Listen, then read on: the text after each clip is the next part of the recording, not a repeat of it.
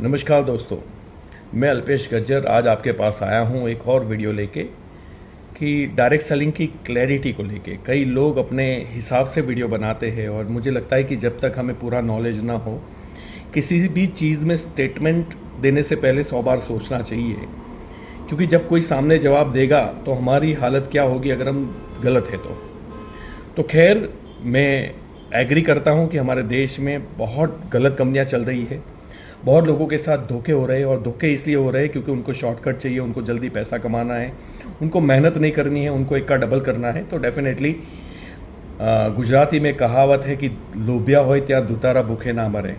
मतलब जहाँ लालच होती है ना, वहाँ दूतने वाले लोग की कमी भी नहीं होती और वो कभी भूखे नहीं मरते क्योंकि उनको ये शिकार मिलते रहते हैं।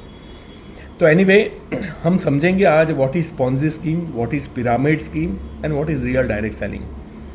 तो पहले तो मैं आपको बता दूं, पॉन्जी स्कीम यानी पैसा दे के जब आपको वादा किया जाता है किसी भी टेक्नोलॉजी के नाम से, ट्रेडिंग के नाम से, रॉबोट के नाम से, रॉबोट ट्रेडिंग करेगा, ऑटोमेटिक सॉफ्टवेयर वर्क करेगा, करेंसी के नाम से, वॉटेवर आप जो भी ऐसे नाम समझो जो प्रोडक्ट आपके सामने नहीं दिखती है लेकिन आपको बताया जाता है इसका भविष्य बहुत बड़ा है और अभी आप इन्वेस्ट कर दो ये 10 गुना हो जाएंगे। तो एक्चुअल प्रैक्टिकल अगर ऐसे होते तो अंबानी, अडानी या टाटा उसमें इन्वेस्ट कर देते। मेरे और आपके जैसे लोगों के 10, 20, 50 हज़ार की ज़रूरत नहीं है। इसे पॉन्जी स्कीम कहते हैं जब आपको वादा किया जाता है पैसे लेके, सामने आपको वर्थ वैल्यू की प्रोडक्ट नहीं दी जाती। तो कब ये पॉन्जी स्कीम नहीं मानी जाएगी? जब इंश्योरेंस है, म्यूचुअल फंड है जो IRDA के अंडर में है, जब बैंक की FDs है, फिक्स डिपॉजिट जिसे हम बोलते हैं, बैंक में आप निवेश करते हो, उससे बोलते हैं RBI के अंडर में निगरानी है। और तीसरा है स्टॉक मार्केट, जहाँ शेयर मार्केट आपको शेयर्स मिलते हैं किसी कंपनी के और वो कंपनी सेबी के थ्रू वेरीफाई हो चुकी है और आप उसमें इन्वेस्ट कर सकते हो बिकॉज सेबी ने बोला है कि भैया ये कंपनी ऑलरेडी है। और सेबी कौन है? वो एक गवर्नमेंट बॉडी है और वो बताती है कि भैया ये इसमें आपको शेयर लेना है तो लीजिए, अगर इसका प्रॉफिट होगा आपको प्रॉफिट का शेयर मिलेगा, अगर नुकसान होगा तो आपका शेयर का रेट नीचे जाएगा, यानी आपको नुकसान में भी भागीदारी लेनी पड़ेगी।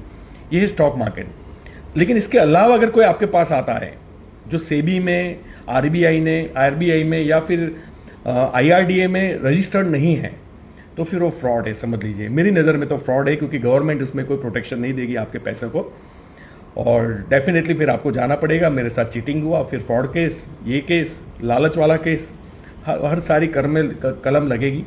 कंपनी के ऊपर भी PCMC एक्ट होती है, price change and money circulation act, वो भी लगेगी। तो ये है पॉन्जी स्कीम, ध्यान रखिए। इसको आप डायरेक्ट सेलिंग ना बोलें, इसको आप नेटवर्क मार्केटिंग ना बोलें। दूसरा है पिरामिड स्कीम। पिरामिड स्कीम का मतलब वहाँ प्रोडक्ट का टर्नओवर से कोई लेना देना नहीं होता।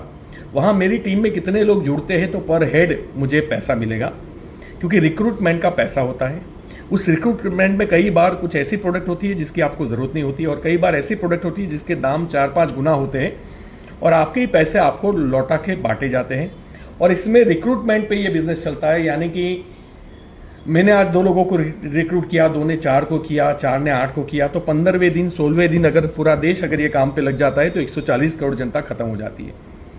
यानी जो लास्ट में आए करोड़ों लोग, उनके पैसे तो गए क्योंकि उनको पास वर्थ वैल्यू की प्रोडक्ट नहीं है या प्रोडक्ट ही नहीं है और उन्होंने इसलिए पैसे भरे थे कि उनको सपने दिखाए गए कि भैया तुम्हें आप करोड़पति बन जाओगे, घर गाड़ी ऑफिस मिलेगा, और दैट्स वाई लोग पैसे इन्वेस्ट करते हैं और वो फिर पछताते हैं क्योंकि उन्होंने जो 5,000, 10,000, 20,000, 50,000 रुपये इन्वेस्ट किए थे, अब ना तो उसकी प्रोडक्ट मिली और ना ही उसके नीचे कोई जुड़ने वाला है। तो इसे बोलते हैं पिरामिड स्कीम, जो लोगों के रिक्रूटमेंट के ऊपर पैसा देती है। टर्नओवर बेस्ड नहीं होता क्योंकि जेन्युइन प्रोडक्ट भी नहीं होती, इसलिए टर्नओवर भी नहीं होता और एक आदमी उसको दोबारा खरीदने का प्रयास भी नहीं करता क्योंकि उसके काम की प्रोडक्ट ही नहीं होती। अब तीसरा होता है डायरेक्ट सेलिंग, जो मैं कर रहा हूँ। उसमें टर्नओवर बेस्ड पैसा मिलता है। मुझे 11 साल हुए हैं और मेरी जो ग्रोस इनकम है लगभग 14 to 15 करोड़ रुपीज़ हो चुकी है। मेरे फेसबुक अकाउंट में अल्पेश गज्जर नाम है। हर साल में इनकम टैक्स डिपार्टमेंट का 26AS पोस्ट करता हूँ एवरी ईयर। तो पिछले 7 साल का टोटल लगाया तो लगभग 12 करोड़ रुपये हो रहे। ये मेरी ग्रोस इनकम है जो IT डिपार्टमेंट से मैंने स्क्रीनशॉट लिया है। 26AS बोलते हैं उस फॉर्म को। अब आप सोचिए, मुझे पैसा मिला, लोगों को लगता है ये मुझे रिक्रूट करने के, मैं लोगों को लाता हूँ इसलिए पैसे मिलते हैं। भाई साहब, 1 रुपया नहीं मिलता मुझे लोगों को लाने का। जब तक वो अपने मनपसंद की प्रोडक्ट नहीं खरीदते, उसका टर्नओवर नहीं होता, उसमें से 2 पैसे मुझे मिलते हैं। 2 पैसे क्यों बोल रहा हूँ? क्योंकि 100 करोड़ का मेरा लगभग सालाना टर्नओवर जब हमारी कंपनी के पास जाता है, मेरी पूरी टीम का, तो उसमें से मुझे 1.5-2 करोड़ रुपए मिलते हैं। ये ग्रोस इनकम की बात कर रहा हूँ, 1.5-2 करोड़ 100 करोड़ के बाद। तो यू कैन अंडरस्टैंड कि ये टर्नओवर बेस्ड पैसा है, तो इसको डायरेक्ट सेलिंग कहते हैं। अब जिन लोगों को ये भी गलत लग रहा है, मैं उनसे पूछना चाहूँगा, अच्छा कुछ लोग बोलते हैं इसमें 1% ही लोग पैसा कमाते हैं, तो मैं आपको बता दूं शिद्दत से और मेहनत से लोग 1% ही इसमें काम भी करते हैं। क्योंकि आप ग्रेजुएशन के लिए 3 साल निकालते हो, लेकिन यहाँ कोई सीखने के लिए तैयार ही नहीं है, उनको तुरंत पैसा चाहिए। तो यहाँ आदमी का पेशेंस नापा जाता है, यहाँ उसको लर्निंग एटीट्यूड चाहिए, उसके अंदर कमिटमेंट चाहिए, और तब जाके वो सीखता है और फिर वो पैसे कमाता है। खैर इसमें हम नहीं जाते, 1% की बात ही हम सच मान लेते कि चलो 1% लोग सक्सेस होते हैं। समझो कि 100 करोड़ लोगों में से 1% कितना होता है, 1 करोड़ लोगों को पैसा मिला लगभग। आप सोचिए 1 करोड़ लोगों को रोजगारी मिलना बहुत बड़ी बात है, और वो 99 करोड़ को नुकसान क्या हुआ? कुछ भी नुकसान नहीं हुआ, क्योंकि उन्होंने प्रोडक्ट खरीदे हैं। आप जो बोल रहे हो कि जो नहीं कमाए उनके पैसे डूबे नहीं हैं, क्योंकि वो जब किराने की दुकान से, बनिए लाले की दुकान से या डी-मार्ट से जब वो कुछ प्रोडक्ट खरीदता है तो उसको नुकसान कहाँ है? और डी-मार्ट अपनी खुद के फ्रेंचाइजी लगा के, अपने स्टोर्स खोल के देश का 7वें नंबर का अमीर आदमी बन चुका है राधा किशन दमानी जी। 1,90,000 करोड़ रुपए कमाए हैं भाई साहब, वो भारत देश के ही पैसे हैं, और वो हमने अपनी मर्जी से अपनी मनपसंद की प्रोडक्ट खरीदी, दैट्स वाई हमें पैसे मिले। तो वहाँ 1% भी आदमी पैसा नहीं कमाया, क्योंकि वहाँ कोई फ्रेंचाइजी, उनकी खुद की फ्रेंचाइजी है। हिंदुस्तान लीवर फ्रेंचाइजी देती है, पतंजलि फ्रेंचाइजी देती है, कितने लोग पैसे कमाते हैं उसमें? वो लोग पैसे कमाते हैं जिनके पास पैसा है। अगर मुझे हिंदुस्तान लीवर की फ्रेंचाइजी चाहिए पर्टिकुलर किसी भी छोटे से टाउन प्लेस में, तो आप मानिए टाउन प्लेस की बात कर रहा हूँ, 1-2 करोड़ रुपए मेरे पास चाहिए, तब जाके मुझे वो फ्रेंचाइजी मिलेगी। अगर बड़े शहर में चाहिए तो 5-10 करोड़ रुपए चाहिए, तब मुझे जाके मेट्रो सिटी में मुझे हिंदुस्तान लीवर की फ्रेंचाइजी मिलेगी।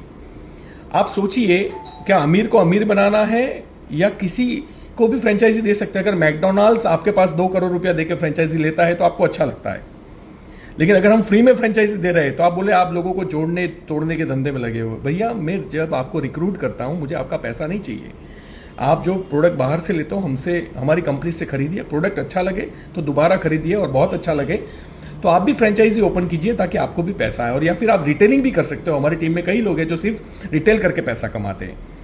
तो प्लीज़ आप इस कंपनी के नियम को समझिए, यहाँ किसी को कभी भी नुकसान नहीं हो सकता, सिवा कि आपको किसी ने मिसगाइड किया है, आपसे किसी ने पैसे का लेन देन किया है, वो तो हर दुनिया में होता है।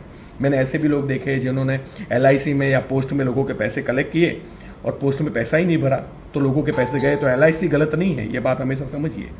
तो सिंपली मैं आपसे ये कहना चाहता हूँ, आप जाने अनजाने में कोई भी स्टेटमेंट ना दें, पहले क्लैरिफाई करें कि व्हाट इज़ डायरेक्ट सेलिंग। तो डायरेक्ट सेलिंग में किसी को नुकसान नहीं है, जेन्युइन बिजनेस है, रिक्रूटमेंट पे पैसा नहीं आता, टर्नओवर पे पैसा होता है। और टर्नओवर का मतलब टर्नओवर होता है, चाहे दुकान हो, फैक्ट्री हो या कहीं भी हो, डी-मार्ट हो, what ever it may be.